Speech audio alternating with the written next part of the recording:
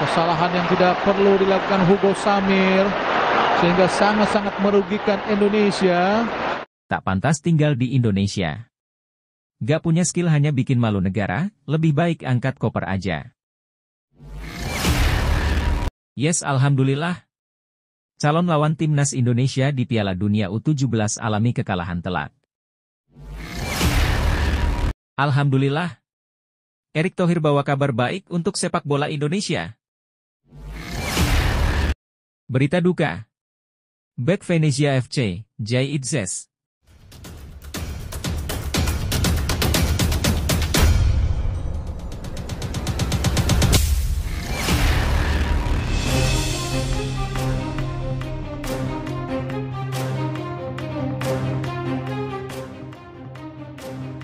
Tak pantas tinggal di Indonesia. Gak punya skill hanya bikin malu negara, lebih baik angkat koper aja. Sebagai pemain timnas Indonesia, sikap brutal Hugo Samir nampaknya sulit untuk diredam atau diubah. Kejadian yang masih segar dalam ingatan adalah saat babak 16 besar Asian Games 2022 saat timnas Indonesia menghadapi Uzbekistan pada 28 September 2023. Ketika timnas Indonesia sangat membutuhkan gol, Hugo Samir justru menunjukkan perilaku yang tidak terpuji di lapangan. Ia terlibat dalam kontak fisik dengan pemain belakang Uzbekistan, Mahmudjon Mahamadjonov, yang kemudian diberikan kartu kuning oleh wasit. Ini adalah tanda bahwa ia harus segera meninggalkan lapangan. Namun, kejadian ini bukan yang pertama kali. Hugo Samir sebelumnya juga pernah mendapatkan kartu kuning dan sikap temperamentalnya telah menjadi bahan kritik oleh masyarakat tanah air. Meskipun saat ini bermain untuk Borneo U20 di EPA Liga 1 U20 2023-2024, perilaku brutalnya kembali terlihat. Berdasarkan laman resmi PSSI, Hugo Samir dihukum dengan larangan bermain 2 kali dan denda sebesar 5 juta rupiah setelah memukul pemain lawan dan dikeluarkan kartu merah langsung dalam pertandingan antara Borneo FC U20 dan Persib Bandung U20 pada 14 Oktober 2023. Ini merupakan rasa malu bagi Indra Syafri, pelatih yang pernah menangani Hugo Samir di Timnas U23 Indonesia saat Asian Games 2022. Indra Syafri telah mengungkapkan rasa malu atas tindakan Hugo Samir, bahkan pasca pertandingan melawan Uzbekistan. Hugo Samir mengungkapkan bahwa Indra Syafri memanggilnya dan mengungkapkan rasa malu dan kekecewaannya terhadap perilaku tersebut. Hugo Samir juga menyatakan bahwa dia diminta untuk menjadi lebih baik dan bersikap lebih sabar ke depannya. PSSI telah mengeluarkan pernyataan resmi mengenai sanksi yang diberikan kepada Hugo Samir, yakni larangan bermain tambahan selama 2 pertandingan dan denda sebesar 5 juta rupiah, sebagai akibat dari tindakan memukul pemain lawan dan menerima kartu merah langsung. Yes, alhamdulillah. Calon lawan timnas Indonesia di Piala Dunia U17 alami kekalahan telak. Bima Sakti tersenyum lebar. Calon lawannya di Piala Dunia U17 alami kekalahan telak. Ini sinyal bagus.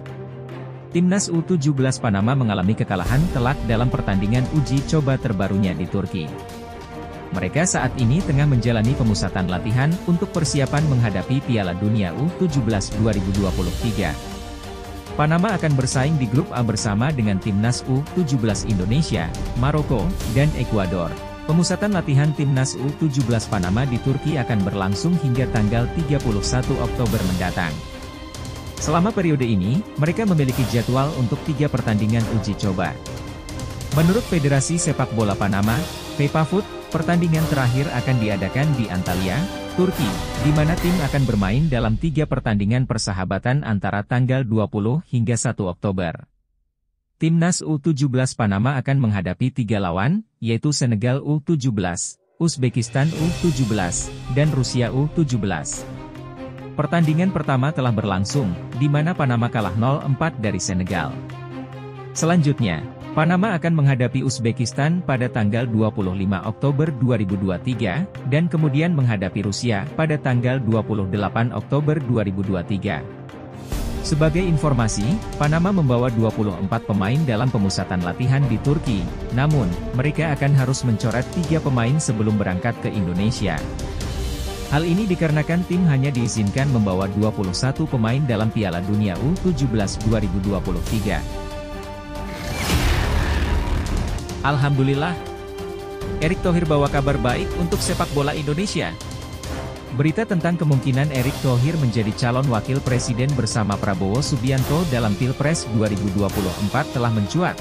Namun hal ini tidak membuat Erick Thohir kehabisan ide untuk menanggapi rumor tersebut.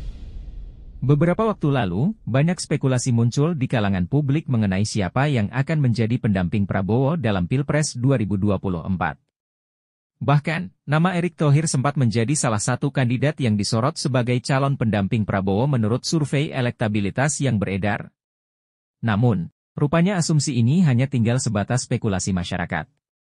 Hal ini disebabkan oleh keputusan Prabowo dan koalisinya untuk mendukung Gibran Rakabuming Raka, putra sulung Presiden Joko Widodo, sebagai calon pendamping Prabowo. Koalisi Partai Gerindra, yang merupakan pendukung Prabowo Subianto, mengumumkan keputusan ini pada Minggu, 20 Oktober 2023. Meskipun menghadapi rumor tersebut, Erick Thohir memilih untuk tidak meresponsnya.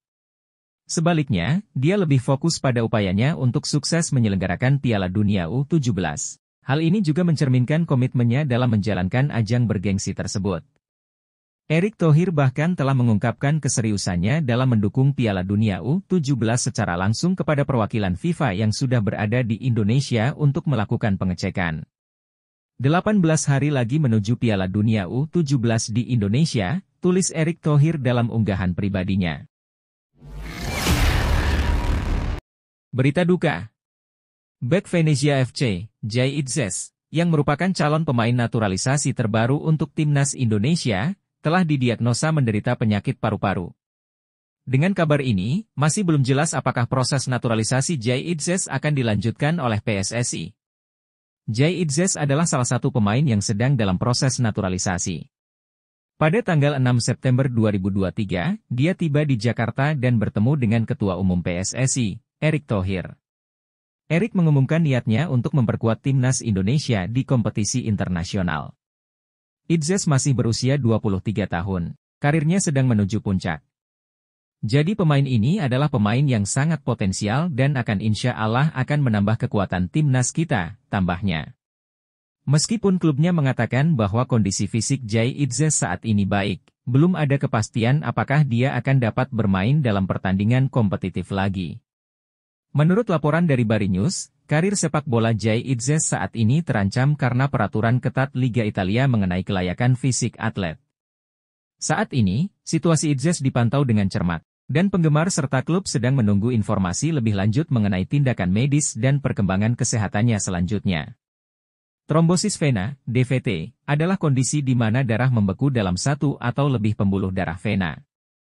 Sedangkan emboli paru adalah penyakit yang disebabkan oleh penyumbatan pembuluh darah arteri di paru-paru.